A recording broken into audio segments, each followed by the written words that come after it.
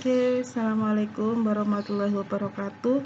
Hari ini kita akan mempelajari terkait pengertian fungsi, tujuan, dan sifat BK.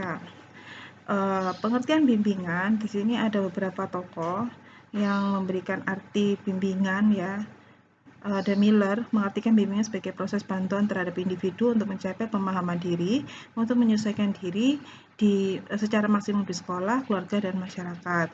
Kemudian ada Setzer dan Stone mengemukakan bahwa guidance berasal dari kata guide yang mempunyai attitude direct, pilot, manager, or steer. Jadi menunjukkan, menentukan, mengatur, bahkan mengemudikan. Jangan diartikan mengemudikan kendaraan, bukan, tapi lebih ke menata begitu ya.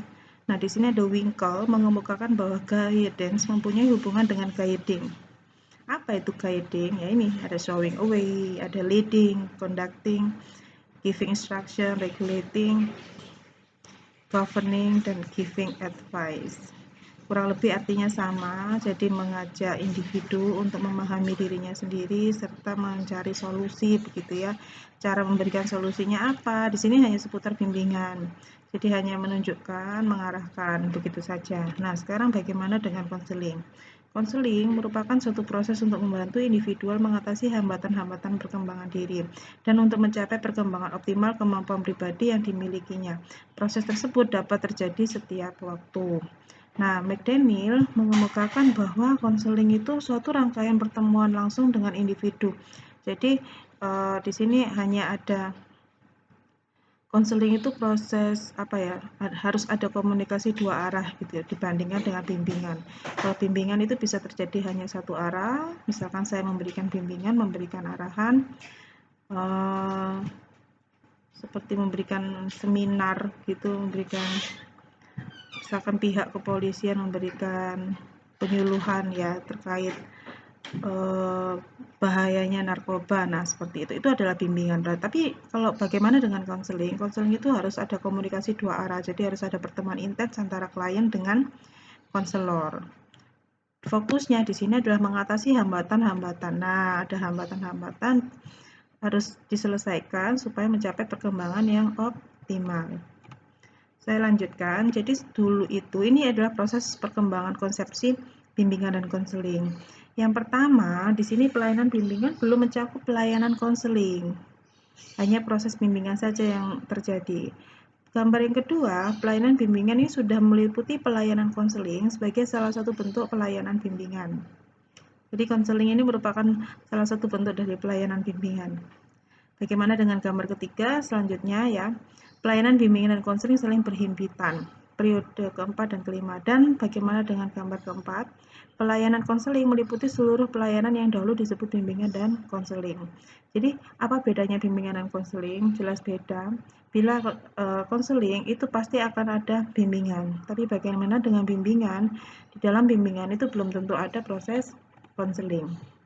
Nah, tujuan PK di sini mengajak individu untuk mengerti dirinya dan lingkungan, mengajak individu mampu memilih, memutuskan, dan merencanakan hidupnya, mengembangkan kesanggupan dan kemampuannya secara maksimal, memecahkan masalah yang dihadapi secara bijaksana, mengelola aktivitas kehidupannya, mengembangkan sudut pandang dan mengambil keputusan, serta mempertanggungjawabkannya. Memahami dan mengarahkan diri dalam bertindak serta bersikap sesuai dengan tuntutan dan keadaan lingkungan. Jadi di sini jadi satu ya, backup bukan bimbingan atau konseling sendiri. Jadi di sini adalah tujuan kombinasi antara proses bimbingan dan konseling. Kenapa? Nah, sekarang bimbingan itu apa? Nah, ini bimbingan. Ini hanya bimbingan. Di mana letak konselingnya? Ini mengarah bersikap sesuai dengan tuntutan, mengelola, memecahkan masalah. Nah, ini adalah proses konseling. Fungsi BK. Fungsi BK itu untuk apa?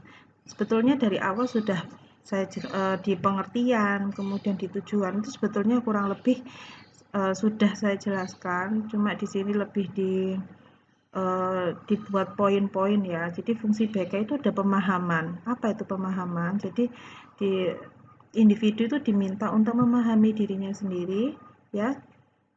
Nah, kemudian jadi di sini bukan berfokus hanya pada siswanya, tapi lebih ke lembaganya ya, kelembagaan BK-nya. Nah, di sini BK-nya menghasilkan pemahaman pihak-pihak tertentu untuk pengembangan dan pemecahan masalah meliputi pemahaman diri dan kondisi peserta didik, orang tua, dan guru pembimbing. Lingkungan peserta didik termasuk di dalamnya lingkungan sekolah, keluarga peserta didik, lingkungan lebih luas, informasi pendidikan, jabatan, sosial budaya, terutama nilai-nilai oleh peserta didik. Jadi yang dipahamkan itu bukan hanya peserta didik, tapi juga orang tua, kemudian guru-guru kelas gitu. Siapapun yang terlibat dengan siswa itu harus diajari tentang fungsi BK yang tentang pemahaman. Kemudian kalau sudah memahami, kita lanjut ke sini ke penyesuaian. Jadi setelah mampu memahami, sekarang harus bisa menyesuaikan. Ya, menyesuaikan apa? Ya ini permasalahan yang ada disesuaikan dengan potensi-potensi yang dimiliki. Penyaluran. Nah, fungsi bimbingan konseling dalam hal membantu peserta didik untuk memilih jurusan sekolah, jenis sekolah sambungan, lapangan pekerjaan sesuai dengan cita-cita, bakat atau minat. Jadi jelas di sini apa yang dimiliki dari proses pemahaman dan penyesuaian selanjutnya adalah menyalurkan apa hasil dari pemahaman. Yang terakhir, adaptasi, yaitu membantu petugas di sekolah, khususnya guru, untuk mengadaptasikan program kepada minat, kemampuan, dan kebutuhan peserta didik. Bagaimana dengan sifat-sifat BK? Jadi sifat BK ini fungsinya untuk mencegah, ya, mencegah supaya hal-hal yang negatif ini tidak terjadi. Kemudian ada penyembuhan, menyembuhkan dari permasalahan, ada perbaikan, pemeliharaan, dan ada pengembangan. Oke, kalau masalah pemeliharaan di sini sebetulnya menjaga kondisi yang sudah baik ya, menjaga kondisi peserta didik yang sudah baik untuk tetap baik.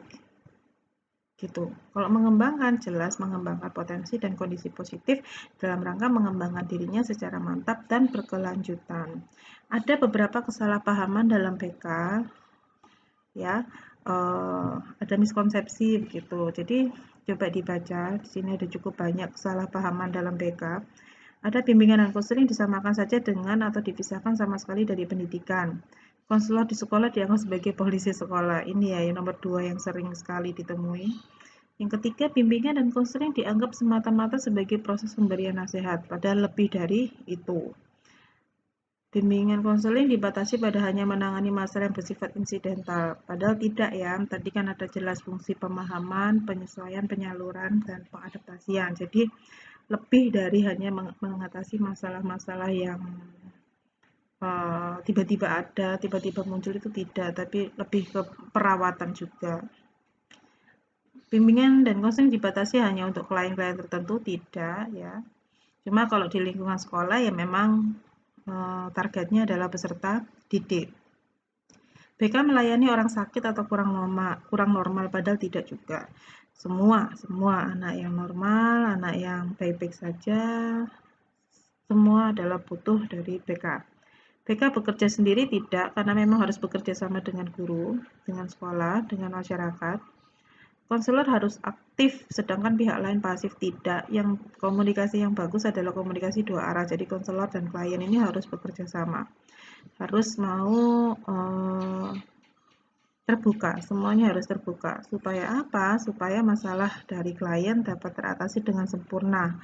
Karena konselor dapat mengetahui setiap detail informasi dari klien.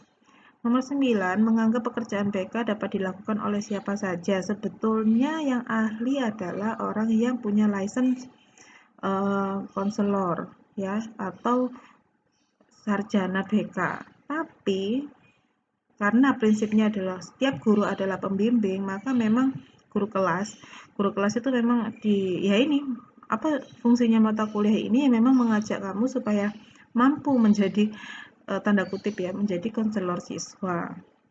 Bila di sekolah kamu tidak memiliki BK. Selanjutnya, pelayanan BK berpusat pada keluhan pertama saja. Awalnya iya, tapi pasti ada kelanjutan-kelanjutan yang memunculkan sebab musabab ya. Kemudian ada menyamakan pekerjaan BK dengan pekerjaan dokter dan psikiater, jelas beda ya.